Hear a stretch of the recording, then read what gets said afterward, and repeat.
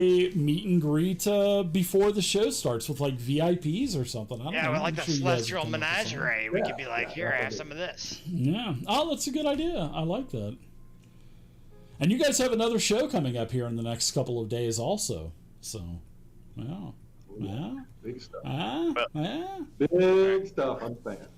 Well, it sounds like we're going to keep it, so why don't we just Let's go back upstairs, yeah. quick up, find the local temple and get a priest to remove this curse on Amos. Then again, you could also maybe put the cup back into the hand like you had mentioned. I mean, you could try that if you wanted to. I don't know. You have get healed up options. first. Because if he punches me again, I'm going to be dead. I like how Joe's just shaking his head. He's like, "Oh God." Sure, we'll say that you guys assume we went up. Yeah, we'll say that you guys go up, and I would say give me a let's see. Give me a perception check. We'll do a perception check to see if you can find. Yeah, I'm like playing through I would probably you guys. ask we're gonna our friend, the constable, if she knows. If she has any, and you guys have actually got some pretty good status with her. You don't need an appointment anymore. So we'll say, she can find you someone. There are a couple of clerics of great proficiency that could possibly take this curse away from you, but it will probably cost you.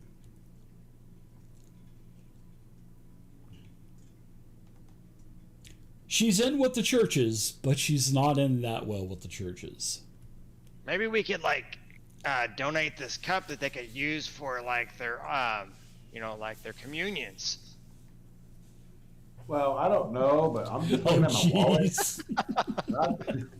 I've got 1,100 gold pieces, so I don't know what you did in my blackout state, but I've got some money. Yeah. All right, let's just in your blackout state.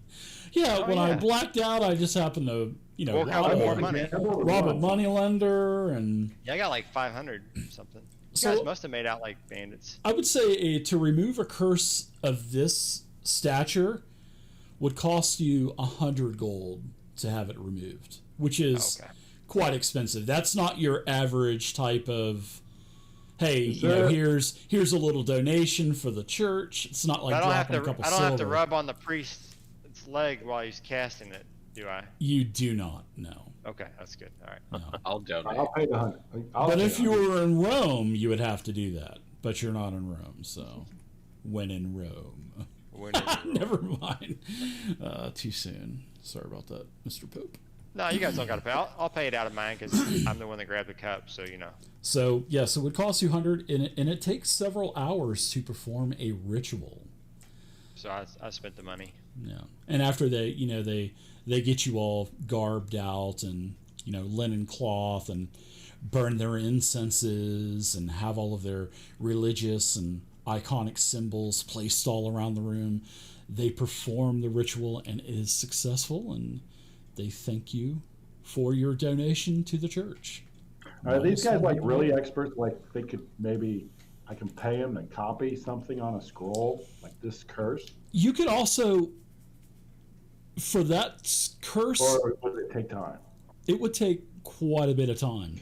But you can also see that they have the power to perform resurrections, because as you're being taken into one of the rooms for the curse removal and, all of the other dances and choruses there, and the organ pipes are going to remove this curse, there are several chambers where they are resurrecting individuals as well. So they do have the power of resurrection. So they are proficient clerics, that's for sure. That's pretty good to know. Like, how much does a resurrection cost? I just want to make sure I save up some money in case I steal something. Put a down payment right now, like 166 gold, just because I want an even number, but 166 gold down payment on maybe future resurrection possibilities? Like maybe reserve a thought or something? They would say, depending on the type of resurrection that you want, 166 gold would be a worthy donation to the church.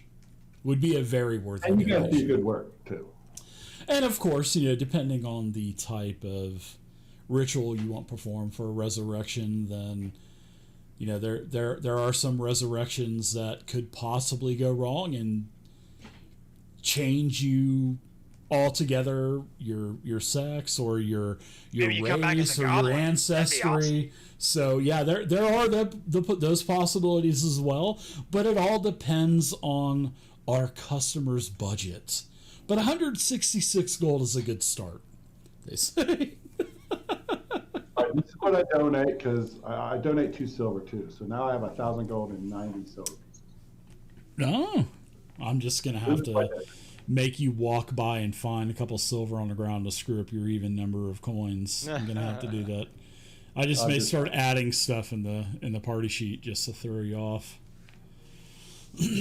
All right, so you get it takes several hours, but you do have the curse removed, and I will remove that from your Cool. All right. And from then, your position in the combat tracker. I'll Then remove Omi that spends effect. about 20 minutes administering aid once he's able to, probably. Sure. Whatever. Yeah. Yep. Yeah. Whatever Yeah. No need to do any rolls because you guys would do that as you're fixing to come back down into the Moonstone Hall. All right. Patch you up and let's head back down. All right. I'm fully patched. All right. So fast forward to the power Back to of where you were roleplay. at. Yeah. Back to where you're at as we continue on. All right. Maybe we don't go through the golem room this time. No, I think we stay clear of that room unless we All right, have a real reason I'll to check go this door here. You mean you don't want to go back through? You don't want to go through the golem room again and find Maybe- out what's going on? Yeah, Maybe I on the way back fine. out. No. If we're feeling jumpy on the way back, All right. I kind Yeah, of want to there's- see if my strategy works about blocking them off. Double door to the north, double Yeah. door to the south. All right, I'll check the one. And these are wooden doors. And then to your west, you can see this banquet area that you've actually seen several times now. Are they locked, or do I need to check? The doors, with a quick cursory glance, they do not appear to be locked. All right, guys. The door to we where go. you're at to the north. Pull out my shield and rapier. All right. I see blood on the floor. Yes, there is quite a lot of blood as you look into this room. There are 2 large steel wash tubs that are on the west side of this room. And above these tubs, there are hooks, like these big meat hooks that you would see in like a butcher shop. Ooh.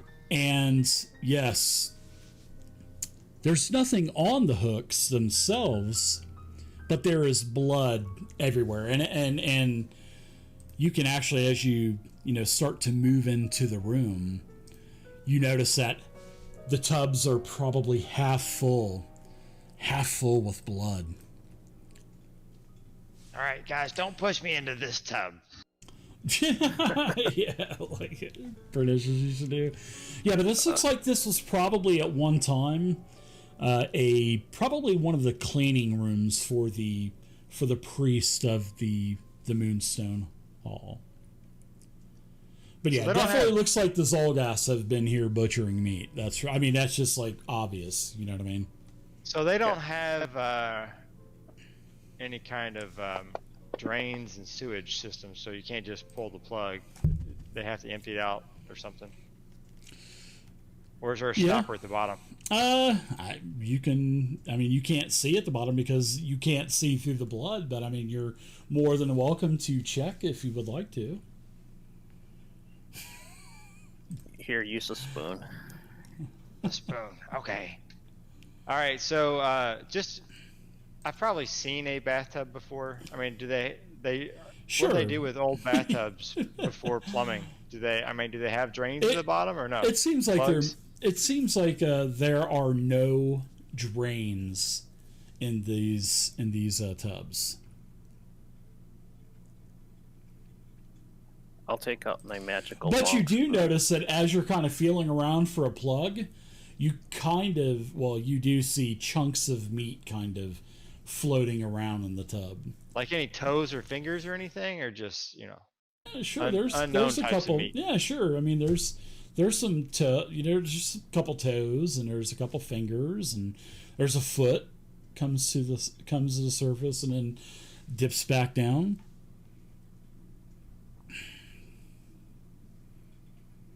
And this is a dimly lit room. There is a sort of like a lantern sconced onto the wall to where it's hanging from a hook, and there's also a Maybe they had like a sort of valuable like a ring on one of those fingers cabinet. or toes. Yeah, you can give me a perception check if you'd like to, Emu, as you're kind of stirring your witch's brew with your spoon.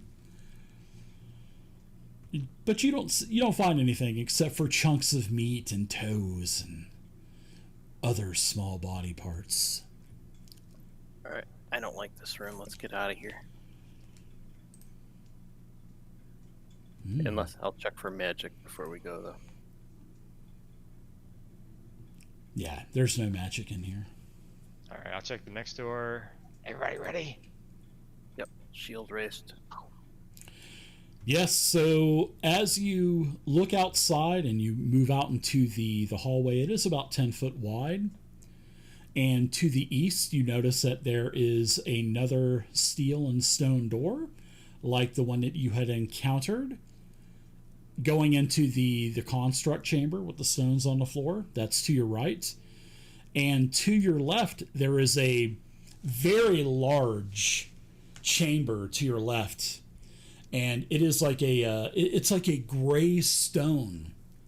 And let's see, I'm gonna lock up your tokens for just a second here. No reason at all. No need to lock up tokens on you or anything, because as you do look into this room, and it is a natural cavern, and you look up and the ceiling soars to about 25 to 30 feet high, and this entire chamber is constructed of this beautiful moonstone, and it looks like it's just been carved by all these natural deposits of this material. And you also notice, as you can see in there, you can see that there are two pools that are in the northern end of the chamber.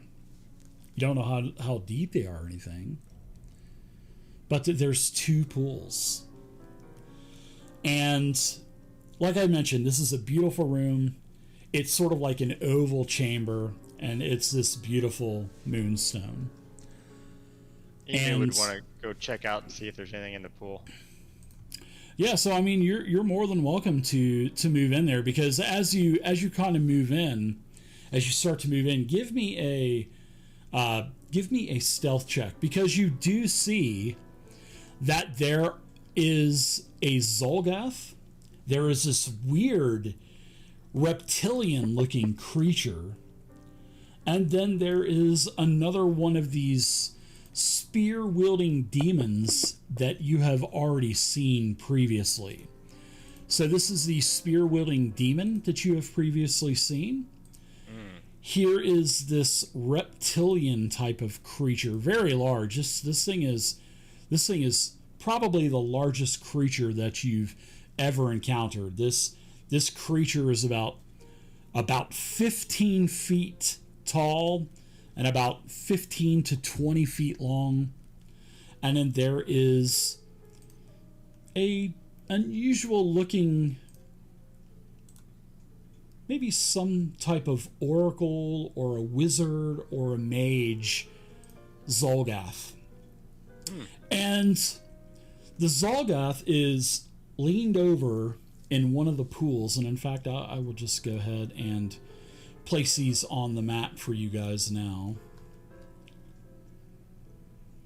Yeah, pretty much as soon as I see a bunch of other creatures in there, I would probably stop, scope it out, and then go back and tell the guys. Yeah, I would definitely think you would probably do that. And here here are all of the creatures, and these are. There's this huge reptilian creature that's dominating the central part, and then you can see that there is this. It is definitely a Zolgath that is kind of leaned over into the pool, kind of taking its hand and kind of rubbing the water gently, looking down at possibly a reflection. And then there is the fiend that has the spear, and it's just kind of standing there looking back and forth between this reptilian creature and the Zolgath. So you have a really nice stealth check, so I'm going to let you move into the room. I need to do one thing. So yes, none of the creatures notice you as you move in. And this is a dark chamber. Now, I do want to mention one other thing. You do notice 4 of these spits, or like a spout. See how these spouts are jutting out of the wall with this small little stream of water? You notice that there are 4 of those in this chamber as well. But the floor is flat, and the ceiling is about 30 feet high, 25 to 30 feet high. And you move in, you're not noticed. So I will, as soon as I see them, I move right back. Sure. And then I go over and I tell Zero and Omi, I whisper to them, and I tell them what I saw. Basically, I'm like, I saw like a big fireball target and like a little fireball target. I like it. Ambush. Try to kill the. That's my favorite kind of bush. If you told me there was like a wizard type person there, maybe try to assassinate that one first. Yeah, I think we should definitely do that. Your favorite one is the ambush? All right. You want to duck into the other room first? That's my favorite plant. Do you want to duck into the other room first for a haste buff? Or do you want to just attack now? Oh, that's good. I like how you guys are whispering. I love that. Yeah, we could do that. So, if we kind of duck into the other room briefly, close the door, cast Sure.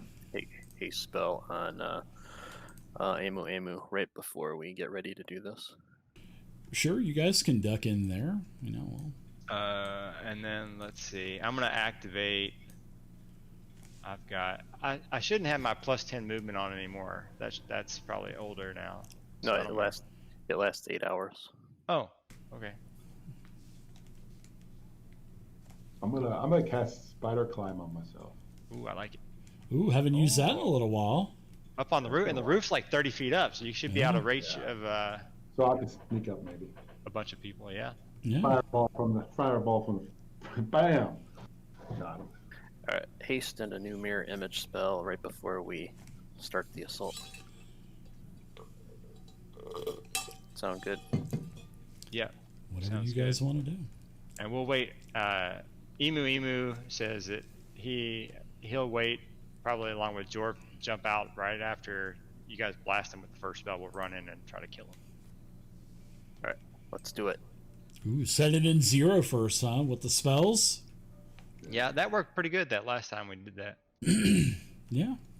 All right. All right, so you have I'll spider immediately climb go on. up the wall. Yeah, I'll approve that move, 0.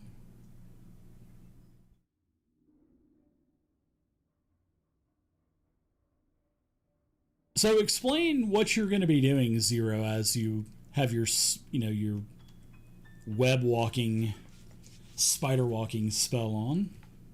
So yeah, I'm climbing out the wall, keeping an eye on all the targets, and my goal is to hang upside down and look down and cast something bad for him.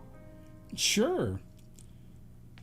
So which way are you going to go, 0? Which way are you going to walk up the wall? And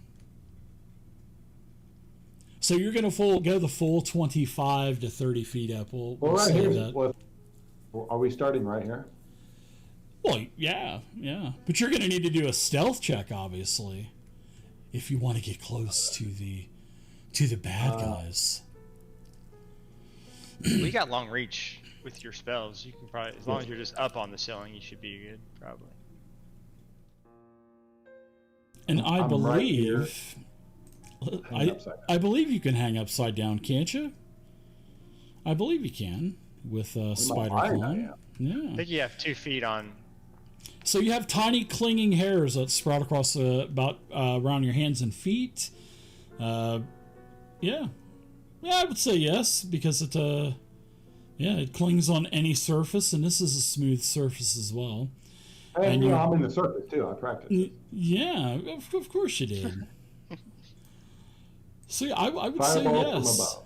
All right, so let's do a really quick stealth check as I approve your movement to right here.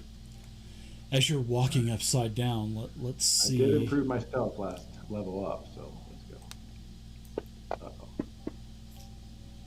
Ooh, that's a good roll. Because I did a group perception roll and they did not notice you, so you are hanging upside down. I was hoping you were going to fail your stealth check to where I could have things starting to fall out of your robe as you're hanging upside down. You know, like coins and wands and all this. About 1,100 gold. But no, your stealth check is actually better than their perception. So Pennies from heaven. yeah. So where would you like to lay this fireball spell? Bom, bom. Let me see. It is a 20-foot burst, a 500-foot range. I think you're definitely within range. Let me get the. Are we coordinating fire, Zero? Well, I mean, just now kind of reminded me of that, so maybe I forget. Oh, yeah. Or I'm dumb. How do I do the burst thing? You right-click on the map, select pointers, and then select a circle, because that would be a burst. Yeah. How long have you been using Fantasy Grounds? Yeah, Holy well, cow! I'm always clicking. Sorry.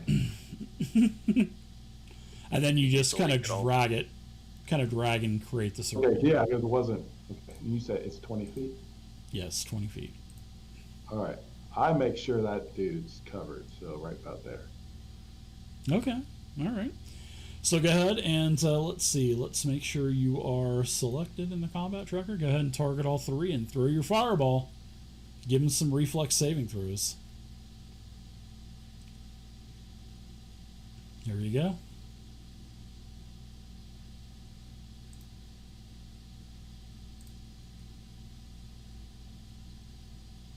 And let's see what you do for. That's all right. Gonna have to give you some lessons. First time playing. Okay, I targeted all. What the hell? Just drop the. You could just go ahead and drop it on the other two creatures. The saving throw. Wow. Wow, great rolls. Those are really nice rolls. As you go ahead, no, make sure that they're still targeted. Sir, half damage. Yeah, make sure they're all three targeted, and then do your damage. There you go. Now go ahead and click on the fireball damage effect.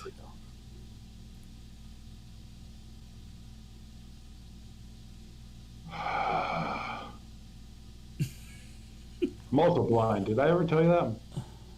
You're all right. You're all right. All right, I dropped it. What happened? Just gotta click the damage. Yeah, you gotta click button. the. There you go. Yeah, All I right. did it. Okay, so yeah, take the damage and then drop it on the Zolgoth, and then also on the devil as well. So the creature takes 18. All right. I hate to be the one to say So that, but they they- should have only taken 9.